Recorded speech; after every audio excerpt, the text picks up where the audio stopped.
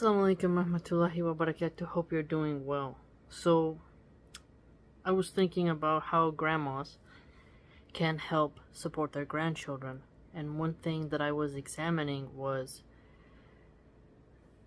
we have a lot of potential to be able to help our grandchildren by providing them with wisdom outside of the public school system. Now, the public school system in many areas is dilapidated, not really focused on knowledge, grammar. It's just not that great. And they learn a lot of bad habits from their peers, and they're mixing with all kinds of students, from the good, the bad, to the ugly. And if their only source of wisdom comes from really disgruntled, unmotivated teachers, they're going to be left wanting knowledge. And I think that wanting of knowledge leads people to believe that they have to use intoxicants in order to access secret knowledge. That's why I think we have so many now are starved for knowledge, because there's no more really wise elders sitting around lecturing the family. All the old people are doped up on pills and stuffed away in old folks' home. And people are terminally following nonsense influencers on social media. So they don't really get this hunger for knowledge satisfied. So they choose drugs and intoxicants, you name it. And so if we, as grandmas, in our younger years, is what I'm trying to do, get knowledge, right? We're reading different things, we're studying our deen, we're learning about gardening, having a multitude of different arenas of knowledge that we begin to master and also just have a familiarity with. We can be these sort of walking libraries for our grandchildren, okay? And doing so, this will help, I think, for the young children to see that not all wisdom and authority is found in school, right? Because we can't have people thinking that schools have the monopoly on education and wisdom and knowledge. And that knowledge can be found in many places in the world and in life. And if we put the respect back on grandmas, grandparents, this will help people to not want to stuff them away in an old folks' home to be abused, neglected, and forgotten. And tended to by overworked, tired nurses. So, something to think about when you hear someone demonizing the nuclear family, shaming stay-at-home moms, shaming people not putting their grandparent in a facility, which does happen, believe it or not. And if we become the best grandmas we can, we do the best with what we got, with the cards we're dealt in life, we can help change the trajectory away from the dystopia of the Canadian maid system, those pods they want to put people in for unaliving oneself. We can put a hole in the pockets of the elderly care facilities and by extension Big Pharma, which being in those facilities makes people depressed. They pop you full of pills. People are getting money from you being depressed and isolated and alone, watching cable TV. This can put a dent in that system, that soul-sucking system that is enabled and propped up as the only way to live. And so my solution to kids struggling in public schools is to teach the kids that there's wisdom to be found in other places, and that if you're bored, you don't have to go on Adderall and Ritalin just because you didn't want to focus on your boring teacher's lecture stuffed in a, humid, muggy classroom with a bunch of bad students and whatever. You're not bad if you don't get straight A's, and that you can get knowledge in other ways. For example, what I'm trying to just make clear is that it's good if the kids do good in school, but the schools are not designed to be fun and to really give life skills and wisdom. Our country, America, doesn't necessarily care about those things. And, you know, we're just not that kind of country. We focus our money on funding wars, not funding education. And too many Americans use school as a daycare system. So you're forced to put your kid there all day because other parents use the schools as a daycare. When I personally think school should be no longer than 5 hours, 4 days a week. And it would actually be better for kids to have less time at school, because the school essentially takes over time with our kids, and they spend more time with the teachers than sometimes they do their moms. And the parents are all tired, and they don't have time to detox and inquire and investigate the nonsense they're being taught in school. So this is where the grandparent comes in and is able to have the time and the energy and the education to say, hey, listen, here's another way of looking at this, or let's talk about this, which isn't on your curriculum. Really helping the child to see that old people are not all duffies and, you know, something to be ignored and discarded like an antique chair, that they actually contain life experience. And we, in our younger years, have to get that life experience as well.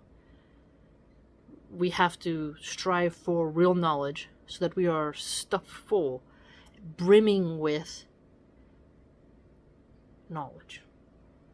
Whether you want to perfect your knowledge in something to do with wildlife, conservation, architecture, photography, horse shows, whatever niche you're going to go into, you still want to be a pillar in that and strive towards being a pillar in the hobby community that you are part of and associate with. And by reading, by inquiring, by searching, we will collect more knowledge and awareness that will be an asset to our grandchildren. And we will have answers and the ability to have patience and empathy and mercy towards our grandchildren, which will bond them to us. And by being a good grandmother and being respectful and honorable and dignified, this will teach the kids to respect their elders, to care about seeking advice from an elder, and to live a better life, and to also be that themselves. Essentially, being a good elderly grandmother in the community will help change some communities. Time and time again, you'll notice in many ghettos, young males will punch old people, hurt old people. It's becoming very common now. There's very much a lack of respect for elders in certain communities. And in America, they have a different way of disrespecting an elder, which is by putting them away and, pushing them off. That's becoming very posh, very aristocratic to put nanny away. And it's seeming as low class to have your grandma live with you or sleep on the couch or be part of the family. Whereas in Latino cultures, from what I understand, it's normal for grandma to live with somebody and not be put away, right?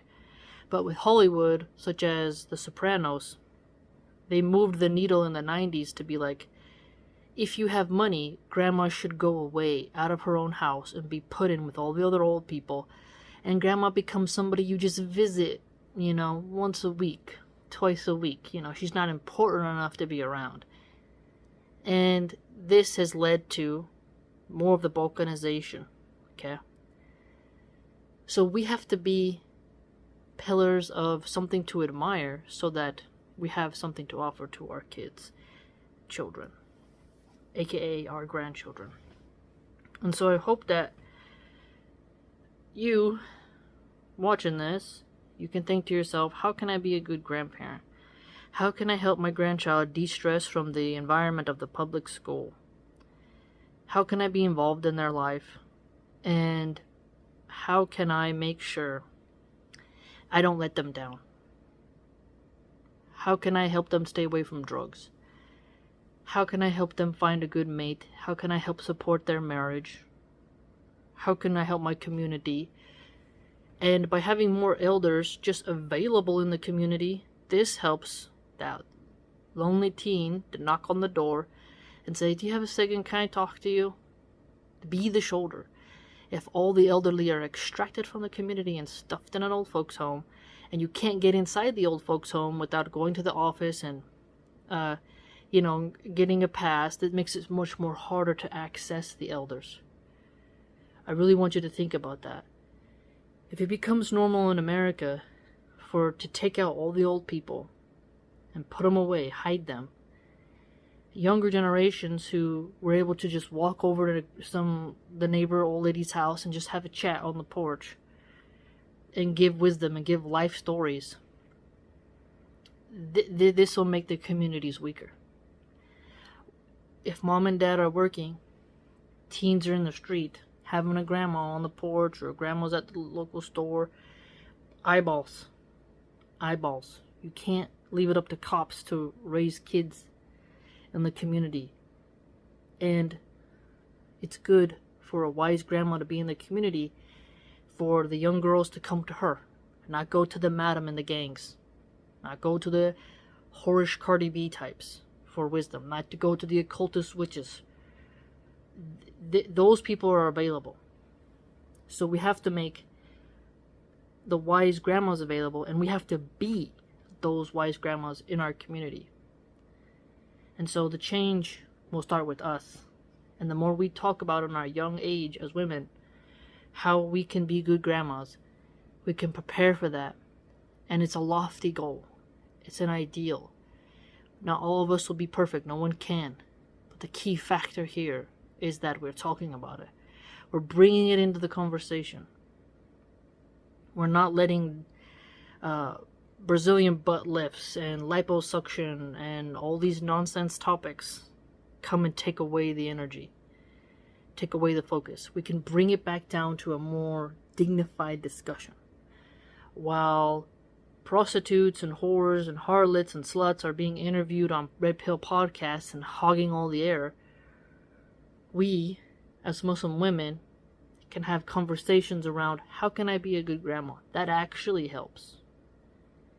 And we need to actually form offensive, strategic missions for our communities in order to take them back and help fight against the influence of Shaitan and his legions. Removing of the elders and not having wise elders hurts the community. So let us all strive to be those wise elders for our grandchildren and not let the public school system deteriorate their mental health and stuff them full of pills and traumatize them with the violence and stupidity that they teach in so many of them. Let me know what you think. If you have any other ideas yourself, let me know. If you'd like to join my blog and support the channel, it's www.subscribestar.com/MilhanArchive. Hope to see you there.